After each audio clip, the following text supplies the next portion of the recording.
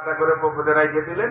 60 টাকার থেকে বকরি কিনলেন, আটা কিনলেন, অন্যান্য সরঞ্জামাদি কিনা আসতেছে। আসে দেখে প্রতিমধ্যে ওই দুই ব্যক্তি দাঁড়ায় আছে। সালাম দিয়ে কই যে ভাই আপনার 120 টাকা ওর বিক্রি করে দিয়েছে। তো উটের মালিকে কই আপনার কিছু লাভটা হয়েছে নিও? বলে হ্যাঁ আলহামদুলিল্লাহ 60 টাকা লাভ হয়েছে আমার। বলে শুকরিয়া, আল্লাহ আপনার বরকত দিক। ভাই চলে গেলাম, আসসালামু আলাইকুম। চলে গেল। হযরত আলী আয়েশা ফাতেমার সাথে কারগুজারি শোনাইল। খুশি, গোশত ভুনা করলো, রুটি বানাইলো, হাসান হোসেন ফাতেমা আলী খানা দানা করলেন। তো ফাতেমাকে হযরত আলী কয়, ফাতেমা আমাদের নবীও তো খায় না, নবীর জন্য কিছু গোশত ভুনা রুটি নিয়ে যাও। মাগরিবের পরে মা ফাতেমা নবীর কাছে এই গোশত ভুনা আর রুটি নিয়ে গেলেন, গিয়ে বাবা খাও। বিশ্ব নবী বললেন, মারে যতটুক জানি 3 দিন যাবত তোদের চুলায় আগুন জ্বলে না, তো গোশত ভুনা রুটি কই পাইলি? কেউ দিয়েছে তোদেরকে? বলে না বাবা, আজকে তোমার জামাইয়ের একটা ভালো ব্যবসা হয়েছে বাজারে। নবীজি মুস্কি হেসে দিলেন। ফাতেমাকে, বাবা তুমি হাসলা কেন ব্যবসার কথা শুই না? বলে মা রে, কি ব্যবসা হয়েছে আমি জানি। বলে তুমি কেমনে জানো? আমি তো তোমাকে বলি নাই, তোমার জামাইও তো বলে নাই। বলে আমাকে জিবরাইল সব বলে গেছে। বলে মা রে শুন, দুইজন কাস্টমার যে উট নিয়ে দাঁড়াইছিল রাস্তা, উট নিয়ে, ওই কাস্টমার মালিক, উটের মালিক দুইজন, তুই জানিস কে? বলে কে বাবা? বলে একজন হলো আজরাইল আর একজন হলো জিবরাইল। উটটা নিয়ে আসছে জান্নাত থেকে। বাজারে যাওয়ার সাথে সাথে দুইজন কাস্টমারে যে উটটা খরিদ করে নিল 180 টাকা দিয়ে। বলে ওই ক্রেতা দুইজন কে তুই মা জানিস? বলে কে বাবা? বলে একজন হলো ইসরাফিল আর একজন মিকাইল। বলে তারা আলীকে 60 টাকা লাভ ধরাই দিয়া এই উট নিয়ে ইসরাফিল আবার জান্নাতে পৌঁছাই দিয়েছে। মাঝখান থেকে আলীরে 60 টাকা লাভ করাই দিল কে? তো সারাদিন আপনার বিক্রি নাই, আপনি যদি খালি এইটা পরিচয় দিতে পারেন, নামাজের প্রতি যত্নশীল হন, সারাদিন বিক্রি করি নেই, রিজিকের মালিক আল্লাহ, আগে নামাজ তারপরে বিক্রি। মসজিদে নামাজ পড়ে গিয়ে শাটার খুলে বসবেন। আল্লাহ রসুল কয়, আল্লাহ রাব্বুল আলামিন প্রয়োজনে ফেরেশতা কাস্টমার বানায়া পাঠাই দিবে তোমার দোকানে। তুমি যদি ইমানের পরিচয় দিতে পারো, নামাজের প্রতি তুমি যদি যত্নশীল হও, বিশ্বাস হয়? সুলাইমান নবী সেনাপতিকে কয়, রুদ্দুহা আলাইয়া, কোরআনের আয়াত, যে ঘোড়াগুলি পুনরায় আমার চোখের সামনে হাজির করো। এইগুলো দেখতে গিয়ে তো আমার নামাজ ছুটে গেল, আমি নামাজ পড়তে পারি নাই। সেই জন্য তুমি কি করো সেনাপতি? বিসুকি ওয়াল আনাক, ধারালো একটা অস্ত্র নিয়ে আসো, আমি ঘোড়ার পা আর গর্দান কেটে দিব নিজ হাতে। আল্লাহর নবী হযরত সুলাইমান আলাইহিস সালাম এই ঘোড়াগুলো এক একটা করে ধারালো ছুরি নিয়ে নিজ হাতে পায়ের রগ আর গর্দান কেটে দিলেন। 500 ঘোড়া জবাই করে দিলেন। জবাই করে দেওয়ার পরে রক্ত মাখা জামা নিয়া, শরীর নিয়া আল্লাহর দরবারে সেজদায় পড়ে গেলেন।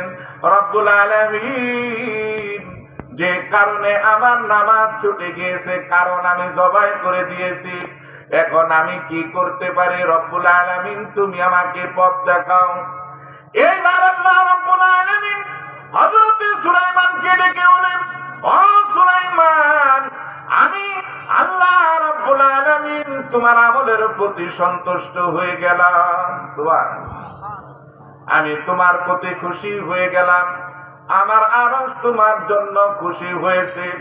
তার কারণ হলো তুমি যে নামাজের প্রতি যত্নবান, নামাজের প্রতি তোমার যে মায়া মহব্বত, যে কারণে নামাজ ছুটে গিয়েছে, এই কারণটাই তুমি নিজ হাতে একটা একটা করে জবাই করে দিলা। আমি আল্লাহর আরশ খুশি হয়েছে। ও সুলাইমান, আমি আল্লাহ রাব্বুল আলামিন তোমার প্রতি সন্তুষ্ট হইয়া নগদ তোমার জন্য 3টি পুরস্কার আমি আল্লাহ ঘোষণা করলাম।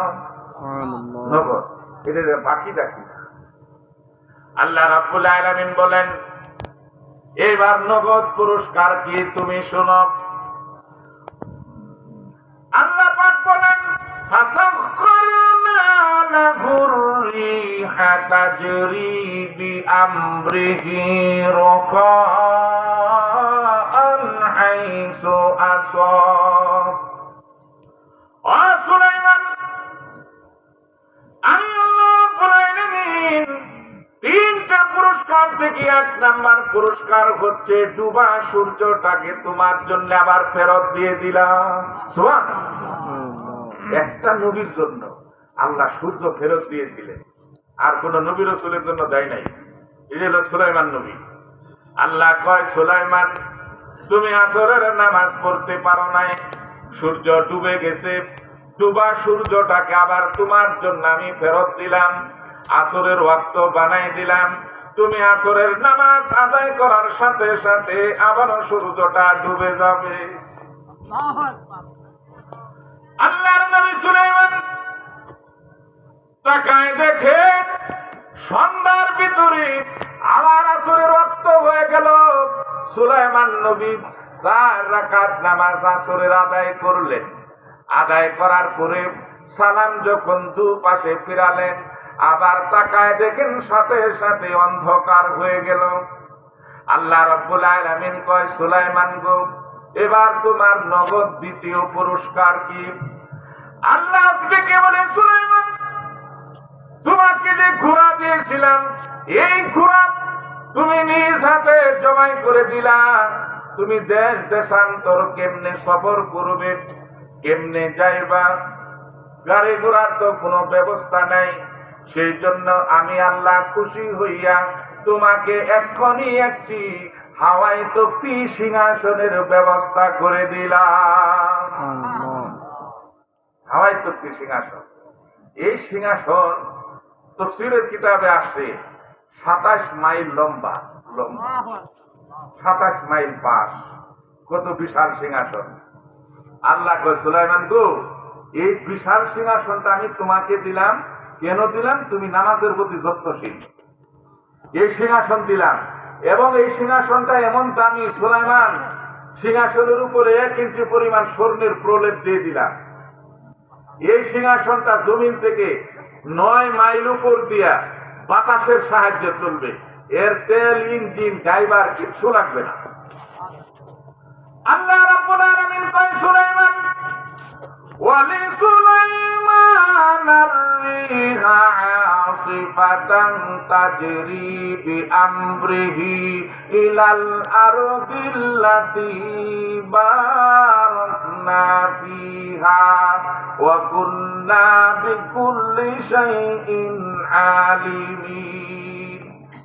আল্লাহ রাব্বুল আলামিন বলেন, ও সুলাইমান, এই সিংহাসন আমি আল্লাহ তোমাকে দিলাম এবং তোমাকে বাতাসকে তোমার অনুগত করে দিলাম। বাতাসকে তুমি যা হুকুম করবে, যেখানে যাইতে চাইবা, বাতাস তোমাকে হুকুম করার সাথে সাথে সেই জায়গায় পৌঁছায় দিবে। এই সিংহাসন এত বিশাল, তা হচ্ছে একসাথে সিংহাসনের উপরে সুলাইমান নবী 6 লক্ষ সৈন্য নিয়ে ওই সিংহাসনে উঠতে পারতেন। 6 লক্ষ প্রয়োজনীয় যাবতীয় সব মাল সামানা সিংহাসনে উঠাতে পারতেন। এবং 6 লক্ষ সৈন্য সহ যখন উঠতেন, উঠার পরে বাতাসকে সুলাইমান নবী হুকুম করত, অমুক জায়গা অমুক দেশে যাও। এই বাতাস সকালবেলা একটা রাউন্ড দিত, 1 মাসের পথ অতিক্রম করত এই বাতাস। আবার সন্ধ্যায় আরেকবার এই বাতাস রাউন্ড দিত। 1 মাসের রাত্রি যত লম্বা, 1 মাসের রাত্রি সমান রাস্তা অতিক্রম করত। দিল্লি আল্লাহ দিলেন এত বিশাল। বলেন, নামাজের প্রতি যত্নশীল।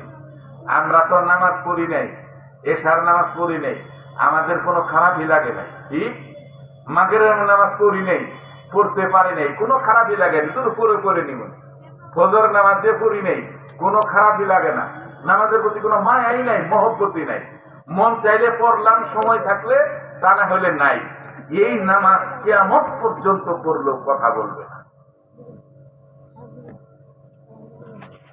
এবার আল্লাহ রাব্বুল আলামিন সুলাইমান নবীর সাথে কথা বললেন, সুলাইমান গো, 1 নাম্বার পুরস্কার সূর্য ফেরত দিলাম, 2য় নাম্বার হলো হাওয়ায় তৈরি সিংহাসন তোমাকে দিলাম, আর 3য় নাম্বার পুরস্কার হচ্ছে ওয়াসায়াতিনা কুল্লা বান্নাইন ওয়া গাওয়া।